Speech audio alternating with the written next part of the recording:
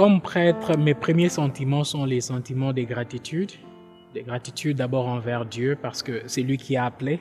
Gratitude aussi d'abord envers mes parents parce ils ont été une source d'appui et d'espérance et de courage pour moi.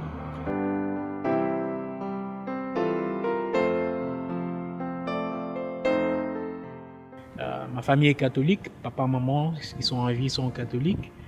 Nous allions à la messe avec eux et j'ai grandi dans un milieu qui m'a permis de discerner ma vocation sacerdotale, mais aussi par le fait de voir la vie des prêtres qui célébraient les saintes messes avec beaucoup de dévotion, les prêtres qui étaient là, qui servaient, qui étaient là avec le peuple de Dieu. Tout cela a créé en moi un désir de pouvoir ressembler ces prêtres et aussi servir Dieu comme prêtre dans son Église.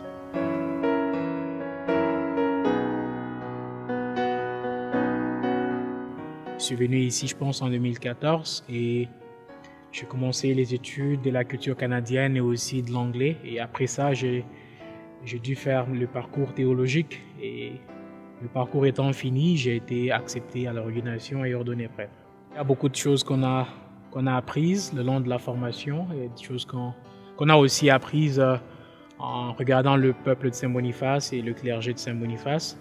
Je peux dire ce que j'ai appris, c'est à servir Dieu et à servir le peuple de Saint-Boniface.